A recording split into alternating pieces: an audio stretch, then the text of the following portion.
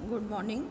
कल हमने Newton's ring experiment के बारे में पढ़ा था और उसके लिए हमने अलग अलग तीव्रताएं और व्यास के लिए फॉर्मूले कैलकुलेट किए थे। आज हम एप्लीकेशंस ऑफ न्यूटन्स रिंग के बारे में डिस्कस करेंगे। एप्लीकेशन ऑफ न्यूटन्स रिंग में हम देखते हैं कि हम इसकी सहायता से लैम्डा और म्यू जो है रिफ्रैक्टिव इंडेक्स वो कैलकुलेट कर सकते हैं। सबसे पहले हम देखेंगे न्यूटन वलय से तरंग लंबाई ज्ञात करना। Determination of wavelength of Newton's ring experiment. चित्र के अनुसार प्रयोग की व्यवस्था की जाती है, जैसा कि हमने कल डिस्कस किया था उस तरह से प्लेनो कॉन्वेक्स लेंस, एक source, 45 degree incline glass plate और माइक्रोस्कोप लगा के न्यूटन वलय बनाते हैं और जो प्रतिरूप आता है वो जैसा कि चित्र में दिखाया गया इस तरह का आता है। सोडियम प्रकाश का विस्तृत स्रोत है जो लेंस के फोकस पर होता है। L1 से पार होकर समानांतर प्रकाश पुंज 45 डिग्री पर झुकी हुई समतल कांच की प्लेट G से परावर्तित होकर समतोत्तल लेंस L पर आपतित होता है। समतोत्तल लेंस एवं समतल प्लेट E के बीच फानाकार फिल्म से परावर्तित प्रकाश के कारण न्यूटन वलय बनते हैं, जो G से होकर चल सूक्ष्मदर्शी M द्वारा देखे जा सकते हैं। ये सारी चीज़ हमने कल डिस्कस कर ली थी। परावर्तित प्रकाश से न्यूटन वलय किस प्रकार से बनते हैं, तो हम देखेंगे कि चल सूक्ष्मदर्शी द्वारा एम वे तथा m प्लस पी वे अदीप्त वलय का व्यास मान लेते हैं हम dm तथा dm प्लस p से नापते हैं हम अगर, तो क्या हो जाएगा अब इसके अंदर वैल्यूज से कि अदीप्त वलय के लिए सूत्र हमने कल निकाला था। अदीप्त वलय के लिए होता है dm is equal to 2√2m lambda, या इसको अगर dm स्क्वायर लिखा तो ये हो गया 4mr लैम्डा। इसी तरह से dm प्लस पी स्क्वायर जो होगा m की जगह m प्लस पी हो जाएगा बस, तो ये हो जाएगा 4 into m plus P lambda r। इसके बाद ये हो गई समीकरण आपका 1 और 2। अब हम दोनों समीकरणों को घटा देते हैं, तो dm plus p square minus dm square is equal to 4p lambda r, और यहाँ से अगर लैम्डा निकालें हम तो ये आ जाएगा dm plus p square minus dm square upon 4p r, जो कि समीकरण 4 से दर्शाया गया है। इस समीकरण की सहायता से हम आसानी से लैम्डा का मान न्यूटन वलय की प्रयोग की सहायता से समझा सकते हैं। लेंस के आर का मान जो निकालना है, आर क्या होता है हमारे पास, रेडियस ऑफ कर्वेचर या वक्रता त्रिज्या होती है, जो कि स्फेरोमीटर से ज्ञात की जा सकती है। और आर का मान जो होता है वो होता है a² / 6h प्लस h/2 के बराबर। तो आर की वैल्यू हम वहाँ से कैलकुलेट कर सकते हैं तथा तरंग लंबाई लैम्डा ज्ञात की जा सकती है। स्मॉल m, r और dm ज्ञात होने पर समीकरण 1 से भी लैम्डा का मान ज्ञात किया जा सकता है, परंतु यदि लेंस एवं प्लेट में स्पर्श निर्दोष नहीं हो तो फ्रिंज के क्रम m में त्रुटि हो जाती है। समीकरण 4 के उपयोग से त्रुटि नहीं होगी, क्योंकि इसमें कहीं पे भी ये m पर निर्भर डायरेक्टली नहीं कर रहा है। अब हम इसी तरह से न्यूटन वलय प्रयोग की सहायता से द्रव का अपवर्तनांक ज्ञात कर सकते हैं। Determination of refractive index of liquid bye Newton's rings. चित्र 2.17 की प्रयोग व्यवस्था में जो हमने कल डिस्कस की थी उसके अंदर समतल कांच की प्लेट S एवं समतोत्तल लेंस L के बीच द्रव की 2 बूंदें रख देते हैं, जिसका कि अपवर्तनांक हमें ज्ञात करना है। द्रव जो कि किसी भी माध्यम का है उसका अपवर्तनांक यदि म्यू है तो m वे प्रदीप्त वलय के लिए dm डैश स्क्वायर कितना हो गया हमारे पास 4m lambda r upon mu. ये म्यू हमने पहले केस में जब लैम्डा निकाला था वहाँ पे आगे म्यू को 1 लिख दिया था, क्योंकि हवा के लिए म्यू का मान जो होता है अपवर्तनांक का वो 1 होता है। m वे अदीप्त वलय के लिए dm plus P dash square कितना हो गया हमारे पास, जब हमने द्रव रख दिया उसमें तो 4m plus P lambda r upon mu के बराबर हो जाएगा। और ये म्यू क्या है, जो जिस द्रव की बूंदें हमने डाली है प्लेट के बीच में लेंस और प्लेट के, उसका अपवर्तनांक म्यू है, जो कि हमें ज्ञात करना है। तो अब हम कहते हैं कि पथांतर जो होता है वो x is equal to 2t minus lambda 2 के स्थान पर अपवर्तनांक वाले माध्यम में ये कितना हो जाएगा, x is equal to 2 mu t minus lambda by 2 लें और यदि अदीप्त वलय के लिए व्यास की गणना करें तो ये व्यास समीकरण 9 में d m is equal to 2√m lambda r upon mu प्राप्त होगा।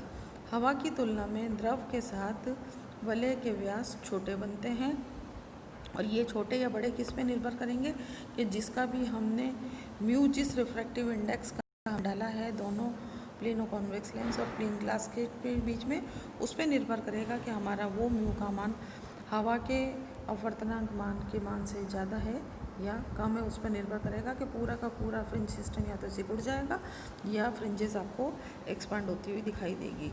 चूँकि हवा के लिए dm+p² माइनस dm² होता है 4p lambda R, last article में देखा था हमने। अभी जो इक्वेशन निकाली थी हमने dm+p²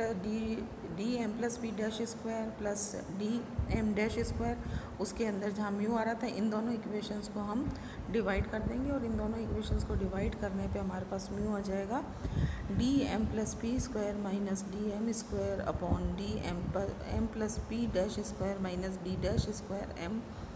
इससे हम दोनों वैल्यूज़ अगर पहले जो ऊपर है dm+p माइनस dm, ये है जब हवा माध्यम है तो m+pth रिंग और mth रिंग जो है हमारी ब्राइट ऑन के बीच का डिफरेंस है।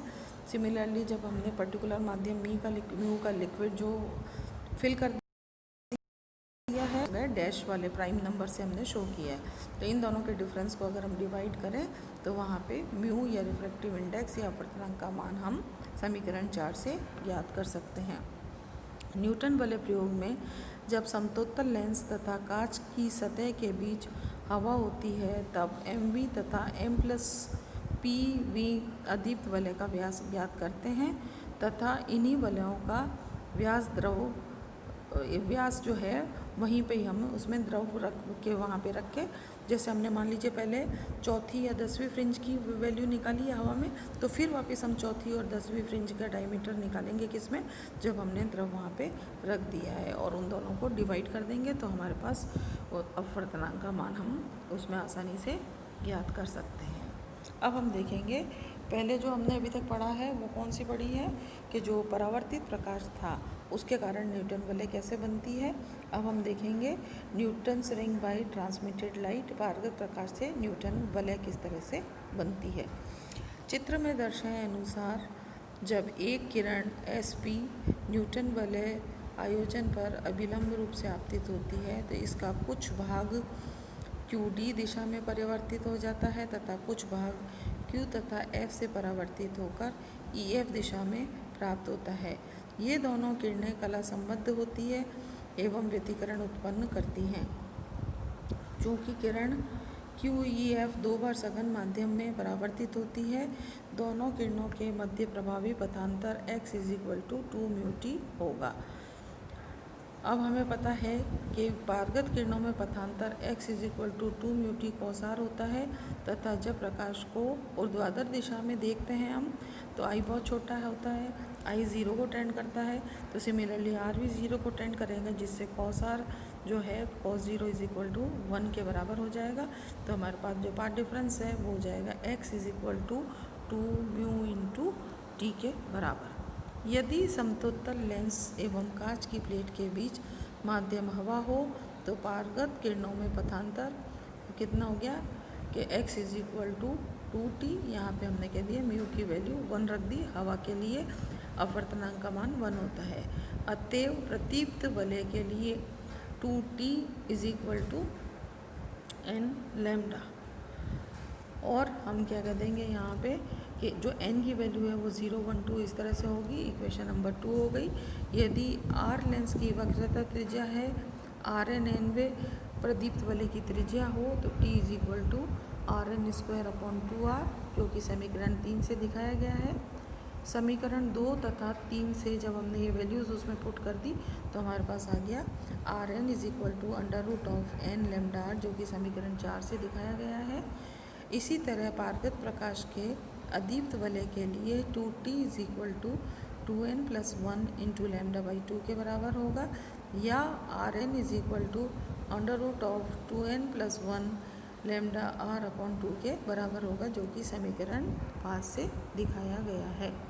समीकरण 4 तथा समीकरण 5 की शर्त से स्पष्ट है कि जहाँ परावर्तित प्रकाश में प्रदीप्त वलय बनता है वहाँ पारगत प्रकाश में अदीप्त वलय बनेगा, और जहाँ परावर्तित प्रकाश से अदीप्त वलय बनता है पारगत प्रकाश से प्रदीप्त वलय बनेगा। पारगत प्रकाश में केंद्र अदीप्त होता है। पारगत प्रकाश में दोनों किरणों की तीव्रता बराबर न होने के कारण व्यतिकरण स्पष्ट रूप से नहीं बनता है।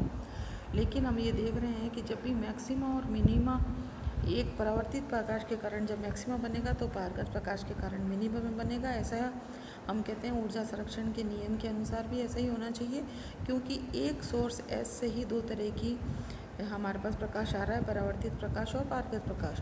तो टोटल एनर्जी जो प्रकाश की है वो सेम रहेगी। तो अगर परावर्तित प्रकाश में निम्निष्ट बन रहा है तो पारगत प्रकाश में उच्चिष्ट बनेगा, और अगर परावर्तित प्रकाश में उच्चिष्ट बन रहा है तो पारगत प्रकाश में निम्निष्ट बनना चाहिए। ये ऊर्जा संरक्षण के सिद्धांत से भी ऐसा ही अपेक्षित